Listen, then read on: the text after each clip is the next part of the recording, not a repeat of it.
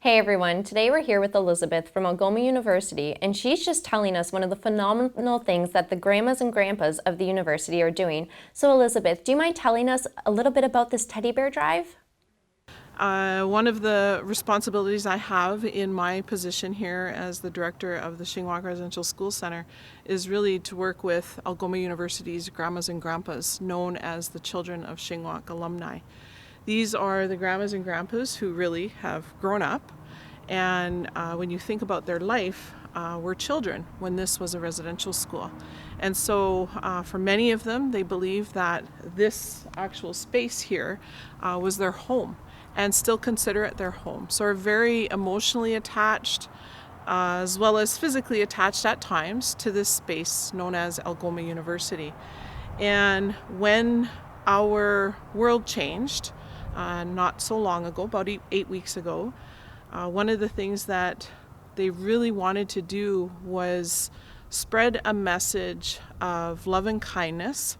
They really wanted to connect with the students who were forced into remaining here on campus.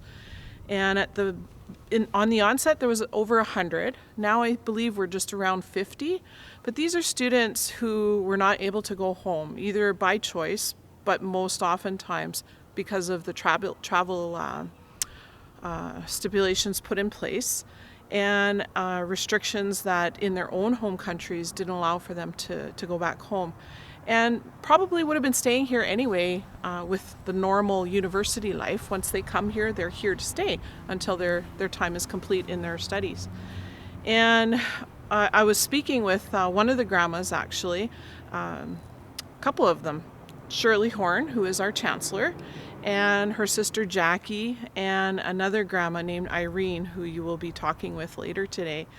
They talked about wanting to help students with the feelings of comfort. I guess probably is the biggest message that I receive from them. So Liz, how can we help them with comfort? What could we do? Do you think if we sent you some money, you could help us maybe purchase a stuffy, is what Jackie indicated.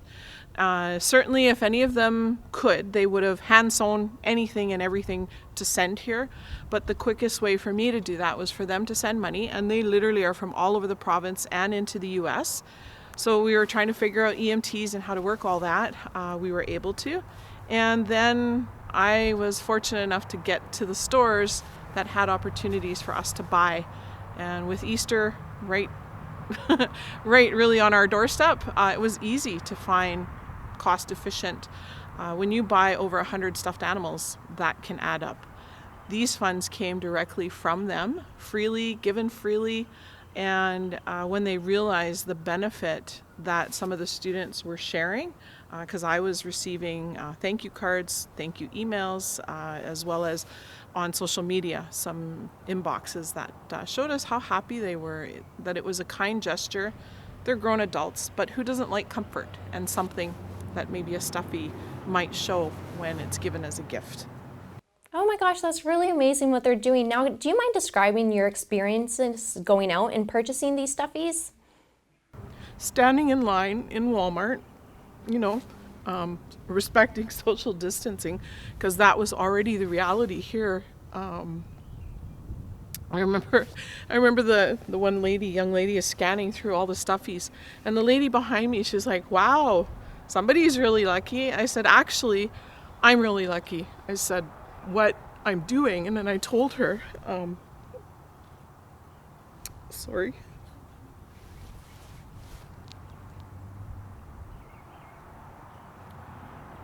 What I told her was, this is actually probably one of the kindest gestures I've been able to be a part of. And then I explained to her what it was.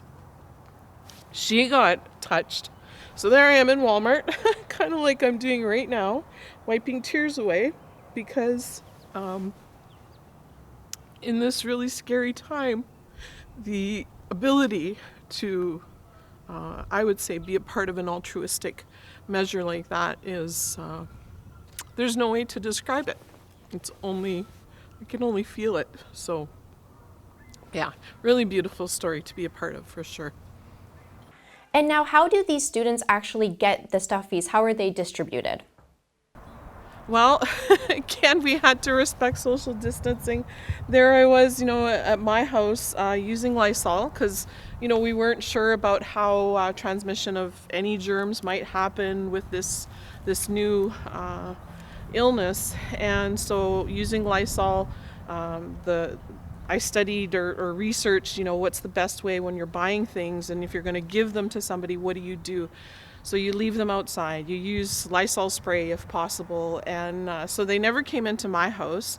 I did some work outside in the back of my van and cut all the tags off so that they were a little bit more personable looking.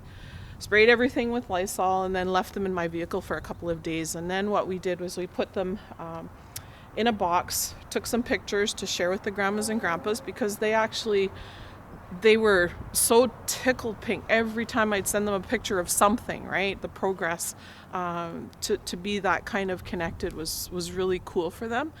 And then brought them to residence. And what I had Marissa, who I was working with at the time, one of our students, she was part of our student governance, would indicate, hand sanitizer before, after, figuring out the best way to keep, the gifts safe so that everybody would be kept safe in that process.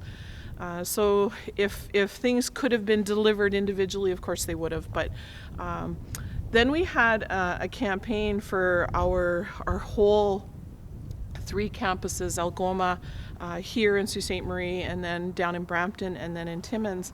We had a virtual wellness party. And what we did was we helped send out care packages to any of the students that participated. And in those care packages were things like cedar and instructions on how to make cedar tea. We had some face masks. We had some recipes for, some feel-good kind of food, comfort food. And then for our local students here in Sault Ste. Marie, either on campus or in the community, we delivered one of the stuffies to go with.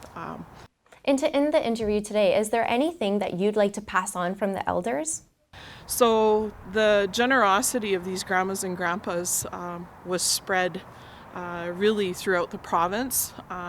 Many of our students at the three different campuses were very thankful, as I indicated, really felt connected to someone cares.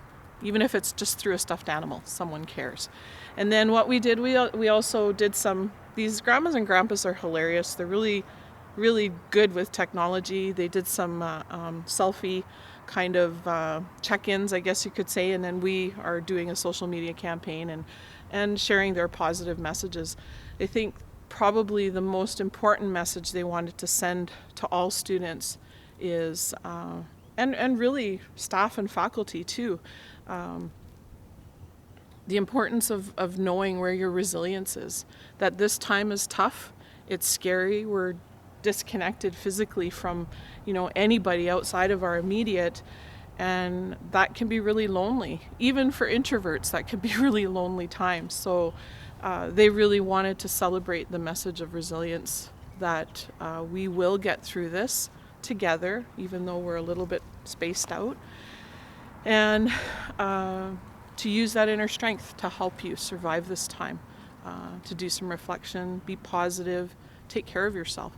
So those are the messages that they wished to send, and I have been very fortunate to help be a messenger in sharing that message from them.